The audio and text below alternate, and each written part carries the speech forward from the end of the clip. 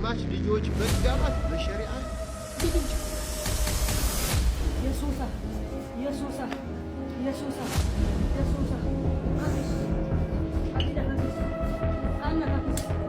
ከ6000 ቸርቾች በላይ ተዘግተዋል። ሰላም እንደምን አላችሁ የእግዚአብሔር ቤተሰቦች እናታችን የቅድስት ቅዱሳን የድንግል ማርያም የአስራት በኩራት ልጆች ወደነን ባከበረን በእግዚአብሔር ፍጹም ሰላም ተሰላምላችኋለሁ። ይህ ዩቲዩብ ቻናል በዚህ ዩቲዩብ ቻናል ላይ የተለያዩ ኦርቶዶክሳዊ የሆኑ ቪዲዮዎችን እያመጣን እንማማርበታለን። ላይክ፣ ሼር፣ ሰብስክራይብ በማድረግ ቤተሰብ ይሁኑ። አስተያየት ካላችሁ ኮሜንት ላይ ጻፉልኝ፣ አነባለሁ። ዛሬም እናንተን ያስተምራሉ ያልኳችሁ ቪዲዮዎችን ይዤላችሁ መጥቻለሁ። በዛሬ ቪዲዮአችን እንግዲህ የሚጨፍሩን ቄስ እንመለከታለን። በሌላ ቪዲዮአችን ደግሞ የተጸለየበት ዘይት አይታችሁ ታውቃላችሁ። የተጸለየበት ሙዝ ደግሞ አሳያችኋለሁ በዛሬ ቪዲዮአችን። በጣም ትገረሙበታላችሁ። እናንተ ብቻ እስከ ቪዲዮ መጨረሻ አብራችሁን ቆዩ። አሁን ቀጥታ እስቲ ወደ መጀመሪያው ቪዲዮ እንለፍ። ጨፋሪው ቄስ ተመልከቱልኝ ጉዳችንን። እንደው በቅድስት ሥላሴ ይሄንን ቪዲዮ እስከ መጨረሻው ተከታተሉ። ይሄ ሰው ማን እንደሆነ ነግራችኋለሁ።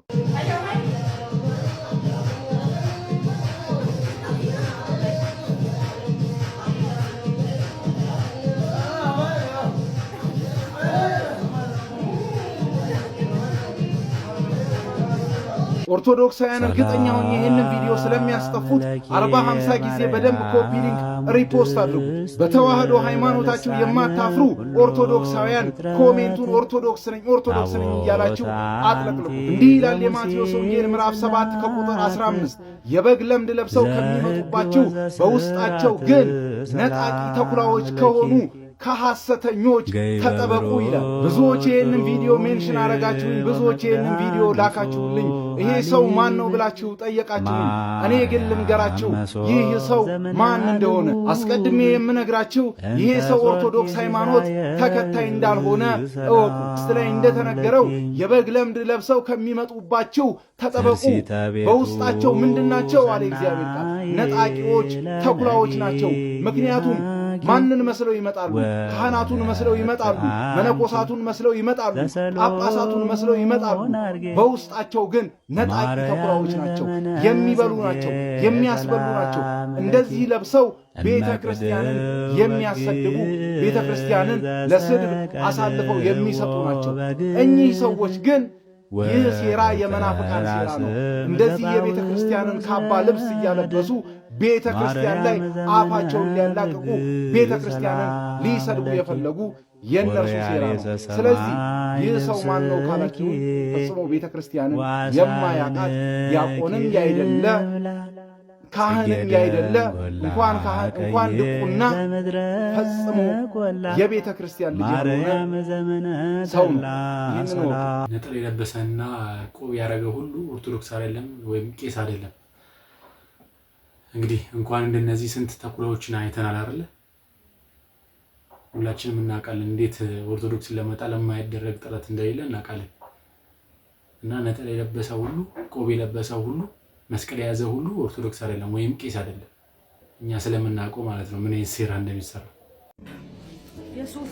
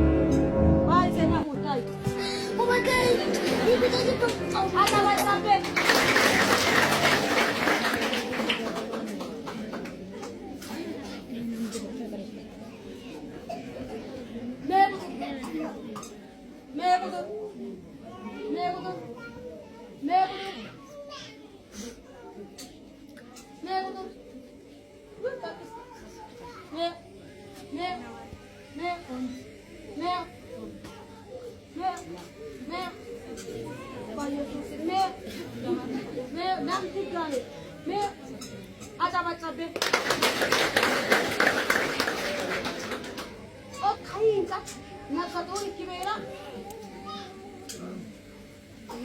ما قرآن موتو بقيتا إنه قسمه هوا شانكي وبس بلوك هوا منك إنه قسمه بقيتا بيسوس أنا إسيجوم أنا يوم إسلام بقته هكانكس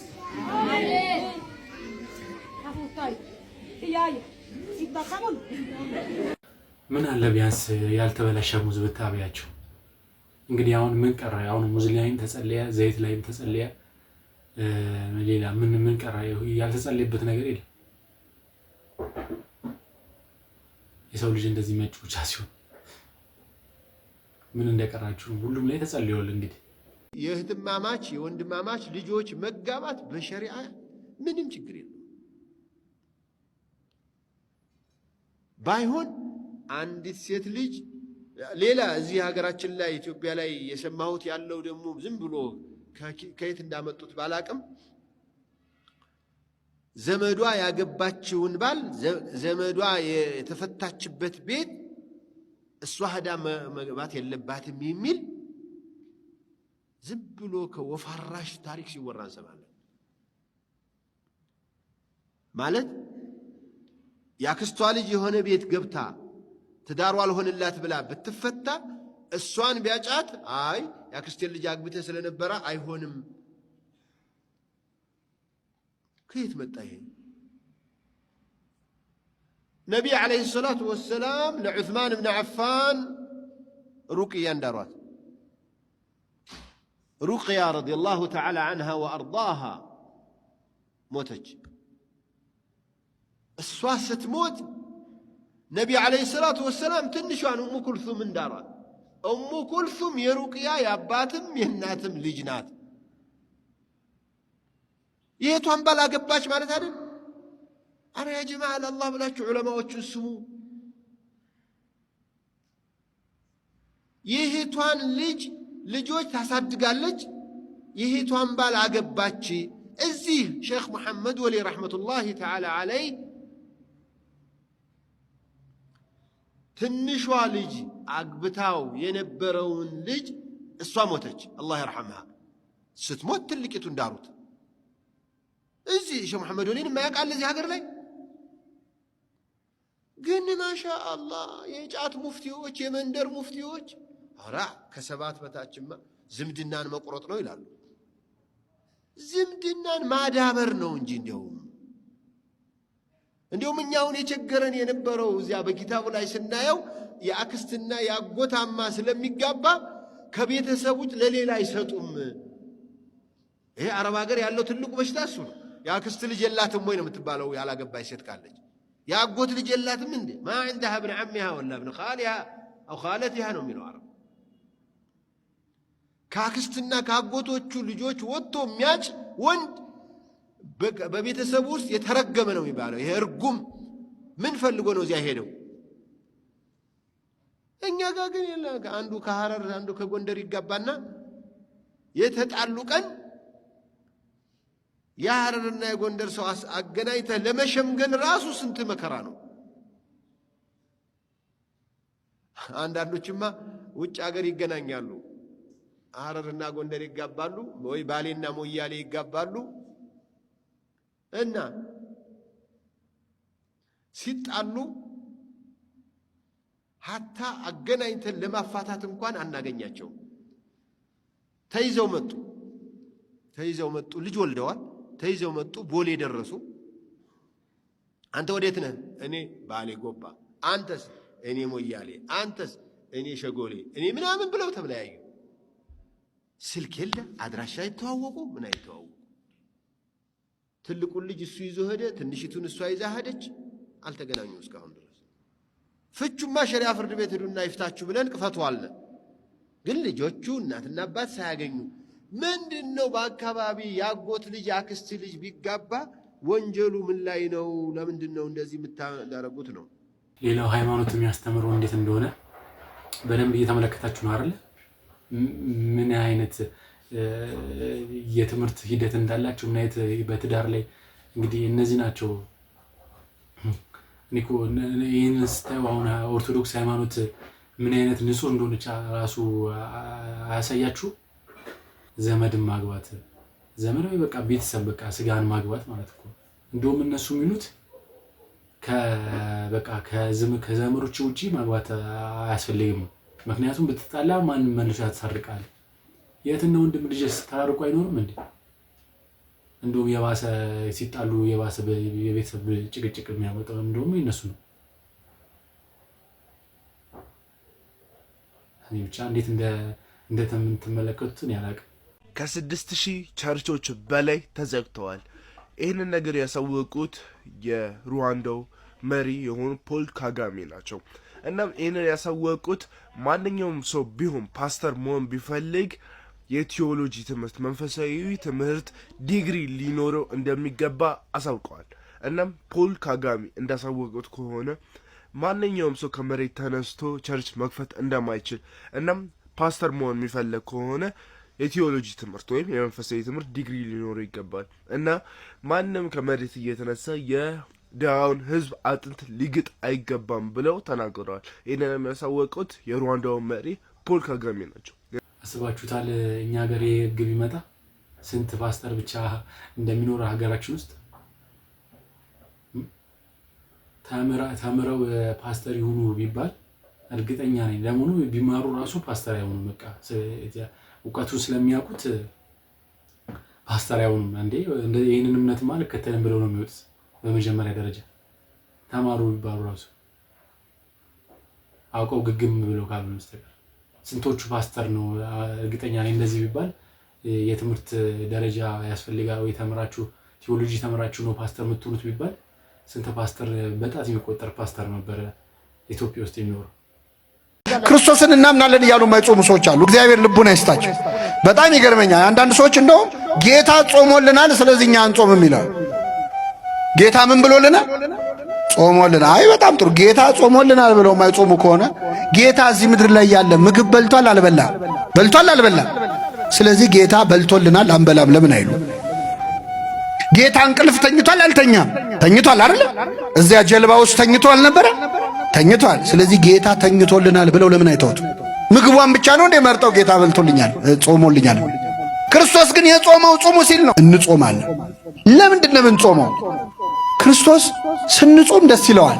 በዚህ ጾም ያልበረታ ሰው መቼም አይበረታ። ሰነፍ ገበሬ በሰኔ ይሞታል ይባላል። ልክ የሚዘራበት ሰዓት የሚሞት ሰነፍ ገበሬ። በአብይ ጾም ያልበረታ መቼም አትበረታ።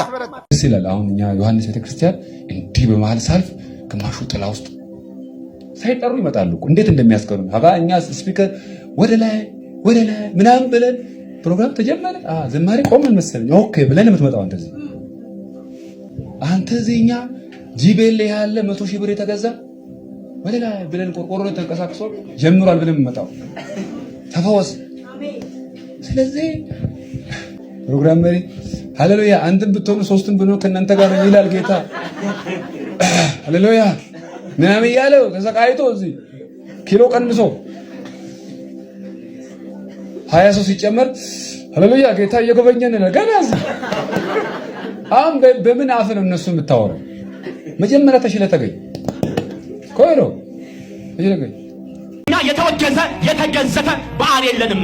በቅዱስ ሚካኤል ቀን እንዳንድን፣ በቅዱስ ሚካኤል ቀን እንዳንፈወስ የሚካኤል ቀን የተወገዘ ነው። አትስገድ፣ እንዲያታድን ይሉናል። አረ በፍጹም እንዳትሰማ። በሚካኤል ቀን እንፈታለን። ሚካኤል አባታችን፣ ሚካኤል ጠባቂያችን እኛን ሕይወት የያዘን ዘንዶ ይደመስስልና በለተቀኑ ማንም በግዝ ስም ቅዱስ ሚካኤልን እንዳናከብር አያደርገንም። ማንም በግዝ ስም ድንግል ማርያም እንዳናከብራት አያደርገንም። ማንም በግዝ ስም ቅዱስ ባለወልድን አማኑኤልን እንዳናከብር አያደርገንም። በፍጹም አንገበግባል።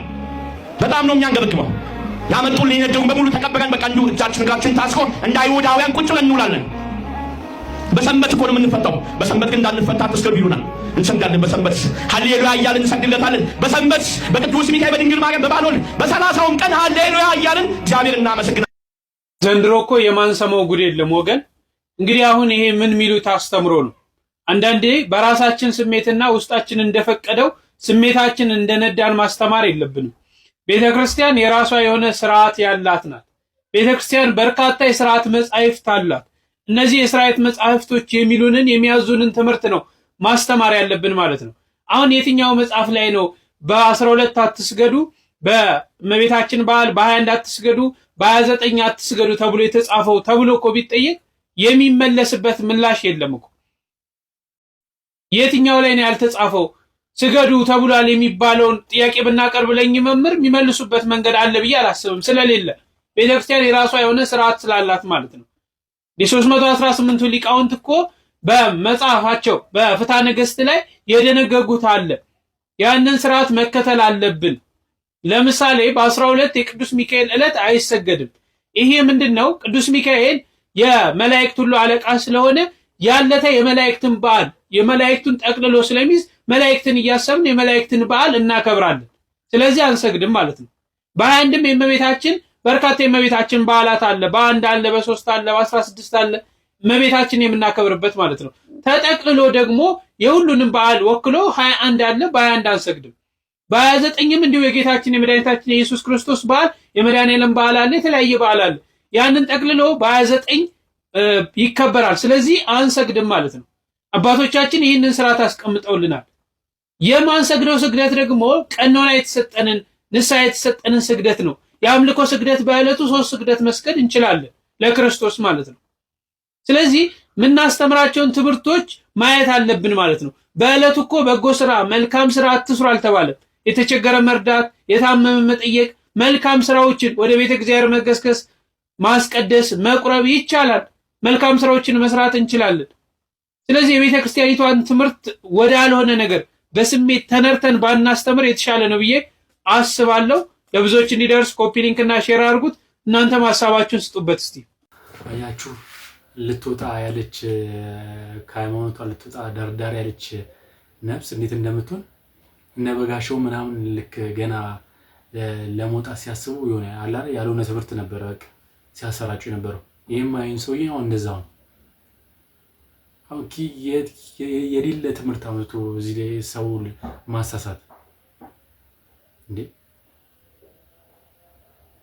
ከየት አምጥተው እንደዚህ ትምህርት ሰውን ለማሳሳት ሁሉ ርቀት መሄድ በጣም ደስ አይልም። እዛው ያሉ ራሱ አባቶች ለምን ዝም ይላሉ? እንደዚህ ትምህርት ሐሰት የሆነ ትምህርት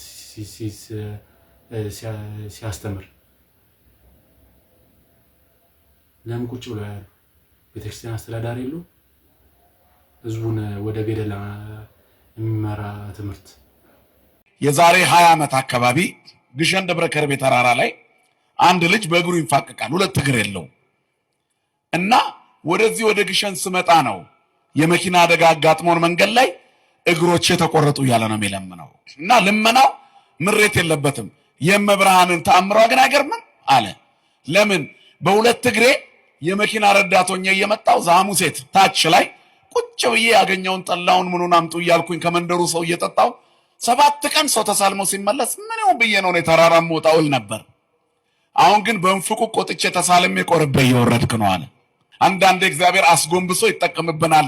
ደረታችንን ነፍተን ለምናስቸግረውን ትዕቢት እንደማይጠቅም አስተንፍሶ አስጎንብሶ ይነግረናል እኮ እንደገና ያስተምረናል። ክብርና ምስጋና ለስሙ ይሁን። ምስጋና አልገባኝም ነበረ፣ በኋላ ነው የገባን። እና አንዳንዴ እግዚአብሔር ሰጥቶን አንታዘዝ ስንለው አጥተን ደግሞ እንድናከብረው ያደርጋል። ለመምህራችን ቃለ ሕይወትን ያሰማልን። በጣም አጠር ባለች መልኩ በጣም ትልቅ ትምህርት ነው ያስተማረና ቃለ ሕይወትን ያሰማልን ለመምህራችን ጳውሎስ። ለዛሬ የነበረን ቪዲዮ ይሄን መስል ነበር። በቀጣይ ቪዲዮስ ከምንገናኝ ላይክ፣ ሼር፣ ሰብስክራይብ ማድረግ እንዳይረሳ። አስተያየት ካላችሁ ኮሜንት ላይ ጻፉልኝ፣ አነባለሁ። ሰላም ሁኑ።